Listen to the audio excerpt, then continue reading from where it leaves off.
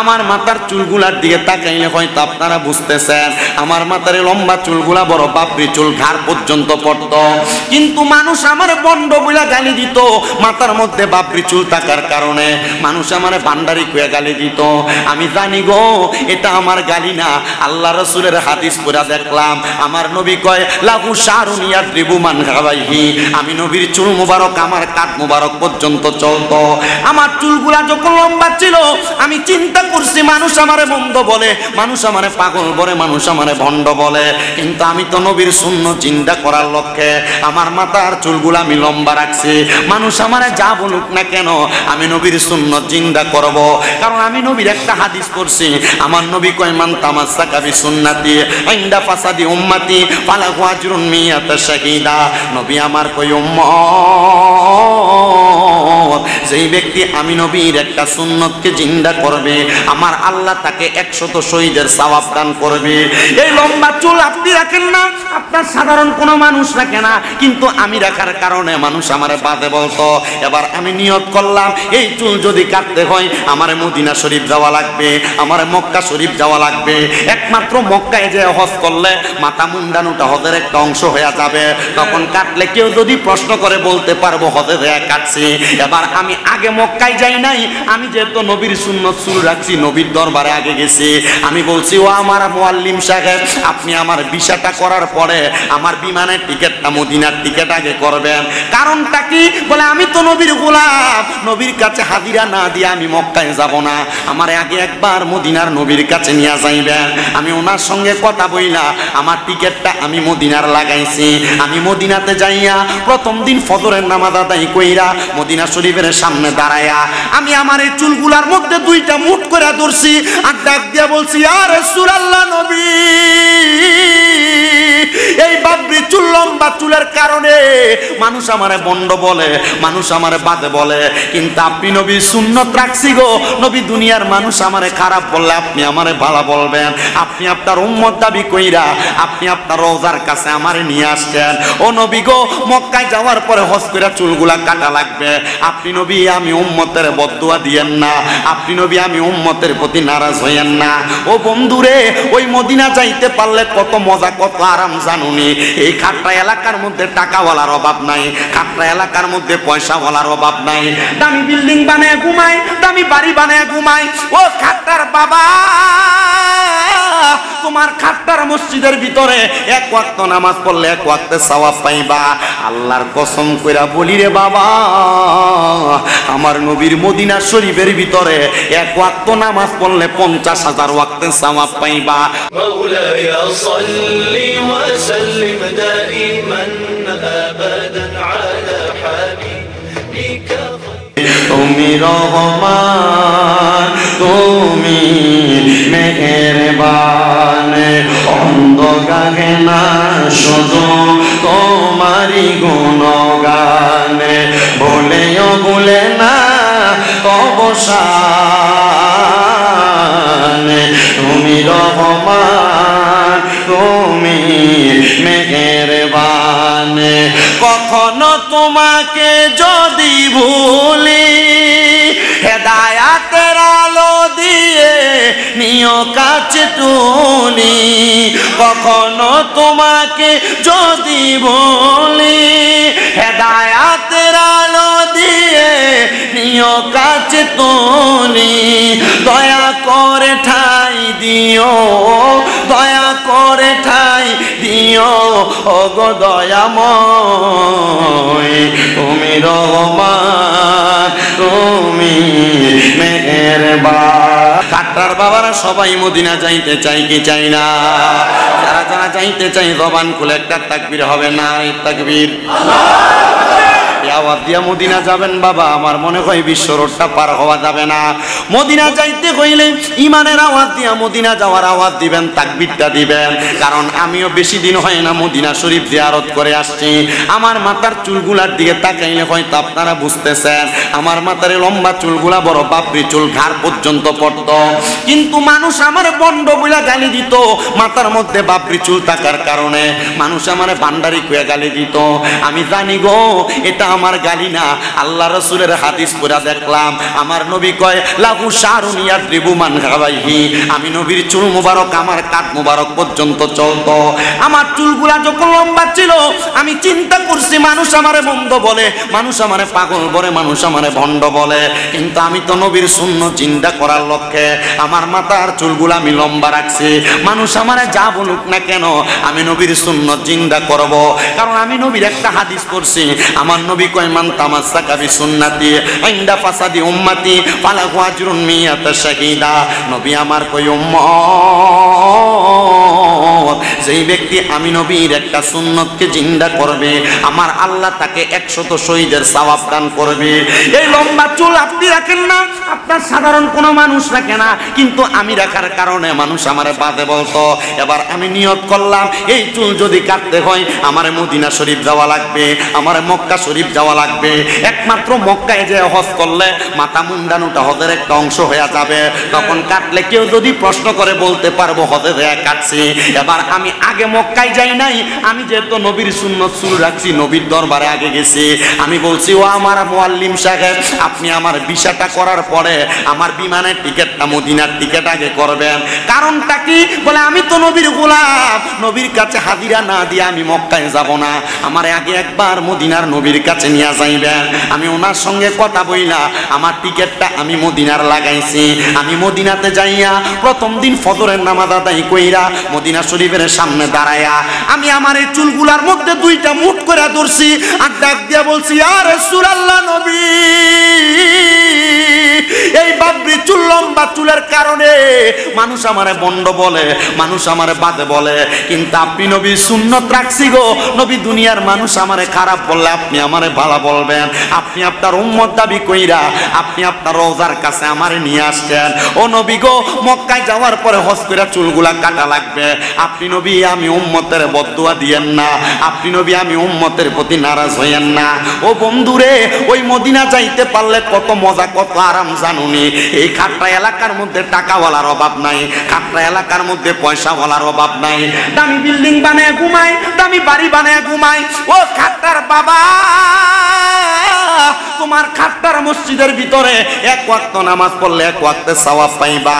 আল্লাহর কসম কইরা বলি রে বাবা, আমার নবীর মদিনা শরীফের ভিতরে এক ওয়াক্ত নামাজ পড়লে 50,000 ওয়াক্তের সওয়াব পাইবা। 50,000 ওয়াক্ত কবুলিয়ত নামাজের সওয়াব পাইবা।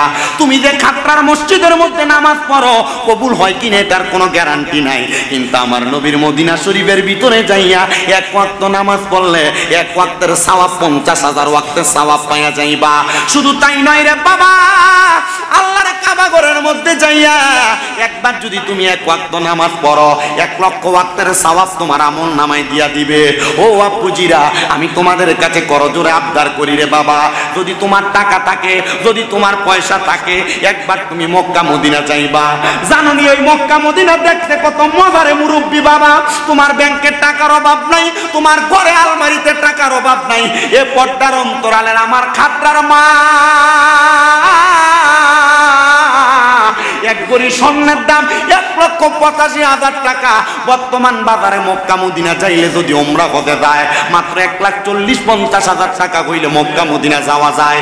ও বাবা, আল্লাহর কসম কইরা কইরে আমি নবীজির রওজার সামনে যাইয়া মাত্র 3টা দোয়া করছি। আমি কইছি ইয়া রাসূলুল্লাহ, আমি একবার আসছি, বারবার আপনার রওজায় আসতে চাই। 2 নাম্বার, আমার মা বাবারে নিয়ে আপনি নবীর রওজায় আসতে চাই। আর 3 নাম্বার, যারা এখনো পর্যন্ত মদিনায় আসে নাই আপনি তাদেরকে মরণের আগে একবার মদিনা নিয়ে আসবেন।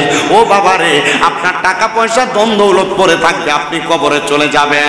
এই জন্যই তো আশেক সুরে সুরে রেখে হারে এই পৃথিবী যেমন আছে তেমনই ঠিক রবে, সুন্দর পৃথিবী একদিন ছেড়ে যেতে হবে রে মন, ছেড়ে যেতে হবে। মাটির বাড়ি মাটির ঘর দালান কোটা পড়ে রবে, সুন্দর পৃথিবী একদিন ছেড়ে যেতে হবে রে মন, ছেড়ে যেতে হবে। এই জন্য মুসলমান টাকা পয়সা রেখে যাইবা, তোমার সন্তান ব্যবহার করবে, স্ত্রী পুত্ররা ব্যবহার করবে, কিন্তু তোমার কবরে কোনো কাজে আসবে না। যদি মক্কা মদিনা যায় মরতে পারো, আমার নবী কয় মান যারা কবরি ওয়াজাবাত লাহু শাফাআতি ইয়াউমাল কিয়ামা। নবীজি আমার ঘোষণা করতেছে, যেই ব্যক্তি আমি নবীর রওজা একবার জিয়ারত করলো, তার জন্য সুপারিশ করা আমি নবীর জন্য ওয়াজিব হয়ে যায়। এ মুসলমান রে, আমার নবী যদি তোমার জন্য সুপারিশ করে, জান্নাত তোমার জন্য ওয়াজিব হয়ে যাবে। এই জন্য যারা যারা মদিনা যাইতে চায়, আপনারা একটু মহাব্বতে বলেন মদিনা যাইতে চাই কি চাই না? তারা যাইতে চায় ডান হাতটা তুলে আমার আল্লাহরে দেখান, আর জবান খুলে জোরে একটা তাকবীর হবে, নারে তাকবীর, নারে রিসালাত, আহলে সুন্নাত ওয়াল জামাত, পবিত্র ঈদে মিলাদুন নবী। মদিনা যাইতে চাই কি চাই না? মদিনা যাইতে চাই, জবান খুলে পড়েন দয়াল আল্লাহ দয়া করেন, দয়াল নসিব করেন মদিনা, লা ইলাহা ইল্লাল্লাহ, লা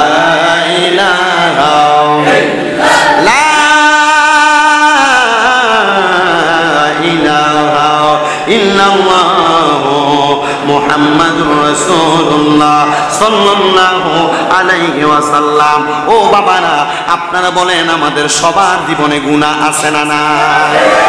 আমি স্বীকার করতেছি, এই খাট্টার মাহফিলে, এই মসজিদের মধ্যে আপনারা যত মানুষ আছেন, আপনাদের সবার চাইতে বেশি গুনাহ আমি শামীম রেজার। আমি শামীম রেজার গুনাহ যদি আপনারা দেখতেন, আমার মাহফিলের মধ্যে আপনারা প্রধান বক্তা বানায়া বসাইতেন না। ও বাবা, এই এলাকার মধ্যে ঢুকতে দিতেন না। আল্লাহ তাআলা আমার গুনাহগুলা গোপন করে রাখছে। এই দাড়ি পাকা মুরব্বী বাবারা, আপনি একটাবার চিন্তা করে দেখেন, আপনি দুনিয়ার কর্মব্যস্ততায় যায়া গুনাহ করতে করতে আপনার কলবটা মরে গেছে, এত গুনাহ করেছেন, আপনার গুনার কারণে আপনি আপনার সন্তানকে মুখ দেখাইতে পারবেন না। যদি আপনার গুনাহ যদি আপনার সন্তান দেখতো, আপনার বাবা বলে পরিচয় দিত না। খাট্টা এলাকার আমার যুবক, এ যুবক ভাই, তোমার জীবনের গুনাহ যদি তোমার মা দেখতো, তোমার সন্তান বলে পরিচয় দিত না। মোবাইলের মাধ্যমে বিভিন্ন সোশ্যাল মিডিয়ার কপি লিঙ্কের মধ্যে যা তুমি গুনাহতে লিপ্ত হয়ে যাও। এই পর্দার অন্তরালের আমার মা আম্মু জিরা গো, তোমার জীবনের গুনাহ যদি তোমার স্বামী দেখতো, তোমার স্ত্রী বলে পরিচয় দিত না। আল্লাহ, গুনাহ করলাম, বড় অন্যায় করলাম, আপনি কি আমার জীবনের গুনাহ মাফ করবেন না? আমার আল্লাহ কয় বান্দা ওয়াশকুরু নি'মাতাল্লাহি আলাইহিম ইন কুনতুম ইয়াহু তা'বুদুন। আল্লাহ কয় বান্দা, তোমরা আমি আল্লাহর নিয়ামতের শুকরিয়া আদায় করো, যদি তোমরা আমি আল্লাহর ইবাদত করো। আরে আমাদের গুনাহগুলা গোপন রাখছে আল্লাহ, এটা আল্লাহর সবচাইতে বড় নিয়ামত। আপনি যদি এই গুনাহ লয়া রাস্তা দিয়ে হাঁটতেন, মানুষ আপনারে বাজে বলতো, মানুষ আপনারে মন্দ বলতো। চিন্তা করে দেখেন, খাট্টা এলাকায় কোনো মানুষ যদি চুরি করে, মানুষ তারে কি ভালো মানুষ বলে না চোর বলে? আসতে বললেন, ভালো মানুষ বলে না চোর বলে? চোর বলে কথাটা যেমন সত্য। আমি নামাজ পড়ি না, আল্লাহ যদি আমার কপালে লেখা দিত বেনামাজি, মানুষ আমারে ভালো মানুষ বলতো না, বেনামাজি বলে ডাকতো। আমি এলাকায় সুদের ব্যবসা করি, আমার কপালে যদি লেখা উঠতো আমি সুদ করু, মানুষ আমারে সুদ করু বলে ডাকতো। কথা কন না? মনে হয় যেমনি ঠিক বলছেন, খাট্টা এলাকায় একটা সুদ করু নাই? সুদ করু আসেনি বাবা? বহু এলাকার ভিতরে সুদ কররা মসজিদের কমিটি বানায়, বহু এলাকার ভিতরে ঘুষখোররা নিয়ে মসজিদের সেক্রেটারি বানায়, বহু এলাকার সর্দার মাতাব্বরের দায়িত্ব পালন করে সুদখোর আর ঘুষখোরেরা। আপনারা কথা বলেন, এমন সুদখোর ঘুষখোর আছে না নাই? বহু এলাকার ভিতরে এমন নেতাগিরি করে সুদখোর আর ঘুষখোরেরা। আপনারা যদি হ্যাঁ বলেন এটা ঠিক, আপনারা যদি না বলেন তবু এটা ঠিক। আপনারা বলেন বাবা, এমন সাপ্তাহ সুদি, মাসিক সুদি, বাৎসরিক সুদখোর সমাজে আছে না না? এটা সুদখোরে সুদখোর সুদখোর, এটা সুদের টাকা লাগায়। কিন্তু বর্তমান সমাজ বড় আপডেট হয়ে গেছে, সুদের টাকা এখন আর বেড়াইত লাগায় না। এবারের কাছে যদি কয় কাকা 1 লাখ টাকা দেওয়া যায়নি, একটু দেখেন না। এবার আমার কাছে নাই তো চাষির কাছে ছায়া দেখ। চাষির কাছে গেলে চাষি কয় আমার কাছে আমার বইনে দিছিল, তাই কটা টিয়া চাইলা দিবার লাগিয়া 1 লাখে বছরে বছরে 30,000 টাকা সুদের টাকা খায়। আপনারা বলেন এমন সব সুদখোর বাংলার সমাজে আছে না না? ও মুসলমান, বেরিয়ে সুদ খায় না রে। এই সুদের ব্যবসা বর্তমান সমাজে আবার সাপ্তা সুদের সিস্টেম হয়ে গেছে। সুদ আবার ডিজিটাল সিস্টেম। বলে হুজুর কেমন ডিজিটাল সিস্টেমের সুদ? এই সুদটা ডিজিটাল হওয়ার মাধ্যম হইলো এখন আর নিজেরা এলাকায় সুদের টাকা চালায় না, সুদের টাকা এলাকায় চাললে মানুষ সুদখোর কইব। এটার ব্যাংকে নিয়ে নতুন নাম দিছে ডিপিএস। কথা কয় না? ঠিক কইতে পারে না, তলে তলে অনেকেই করে রাখছে। কারণ আপনার বেডি আপনার ফার্ম দিয়ে করাইছে, তুমি যে যা কামাই করো সব খাইয়া ফালাও। আমরা ফোলাফাইনের তো একটা ভবিষ্যৎ আছে। এখন আমরা ব্যাংকের মধ্যে একটা ডিপিএস করে রাখি, 5 লাখ টাকা রাখলে 5 বছর পরে এটা 10 লাখ হইব। কথা কেন? এমন সুদখোর আছে না নাই? আবার দেখবেন এলাকার মধ্যে আরেকটা সুদ আছে যেটা ইন্টারন্যাশনাল সুদখোর। বলে হুজুর ইন্টারন্যাশনাল সুদখোর কোনটা? ইন্টারন্যাশনাল সুদখোর আর অন্য কেউ না, দেখবেন এককালীন চাকরি কইরা 10-15 লাখ ব্যাংকের মধ্যে রাইখা দিছে।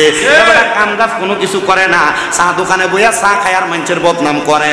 এবারে যদি কয় কাকা চলেন কেমনে, কয় আল্লাহ চালায়। কিন্তু খবর লইয়া দেখা যায় এবারে ব্যাংকে 10 লাখ টাকা এফডিআর করে রাখছে। আপনারা বলেন এমন ইন্টারন্যাশনাল সুদখোর সমাজে আছে না? আবার চা দোকানে বইয়া বইয়া লম্বা লম্বা কথায় সুদখুরটি কয় কি কয় না? সমাজের ভিতরে সর্দার মাতাব্বরি করতে যায় এমন লম্বা কথা সুদখোর কয় কি কয় না? আল্লাহর কসম করে বলি এই সুদখোর দিয়া কোনো সমাজ পরিচালনা চলবে না। সুদখোরের মসজিদের সভাপতিত্ব চলবে না। সুদখোর ঘুষখোর হারামখোর ভাই বাতিদার জমি দখল করে খায় এমন ব্যক্তিদের সমাজের মধ্যে কোনো দায়িত্ব থাকতে পারে না। কথা কই না ঠিক কিনা? জোরে বলেন না ঠিক কিনা? আছে সুদখোর? আছে।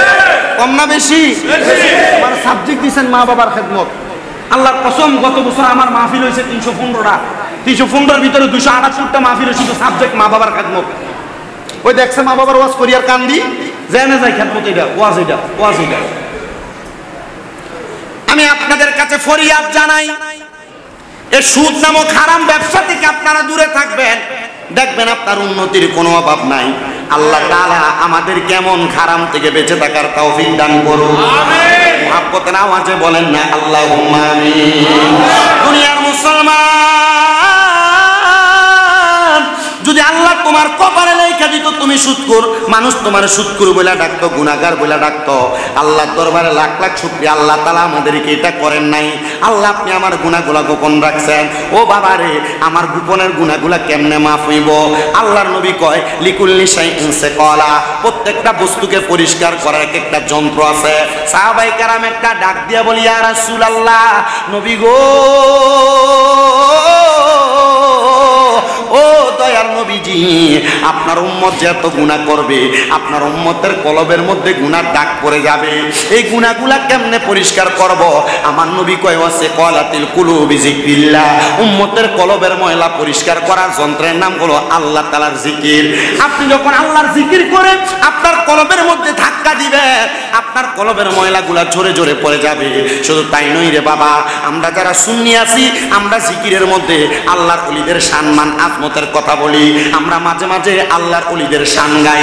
আমাদেরকে বলে এ সুন্নিরা, জিকিরের ভিতরে তোমরা আল্লাহরে না ডাকবা, তোমরা কেন মুর্শিদরে ডাকো, তোমরা কেন পীররে ডাকো? মনে রাখবা একটা হাদিস শরীফ তোমাদেরকে শোনায়া দে। আমার নবীজি বলেছেন যিকরুল আমবিয়াই মিনাল ইবাদাতি ওয়া যিকরুস সলিহিনা কাফারা। নবীদের জিকিরের মাধ্যমে ইবাদত হয় আর ওলিদের জিকিরের মাধ্যমে জীবনের গুনাহগুলা মাফ হয়। এই জন্য আমরা আল্লাহর জিকিরের সাথে আমরা আল্লাহর ওলিদের নামও স্মরণ করি।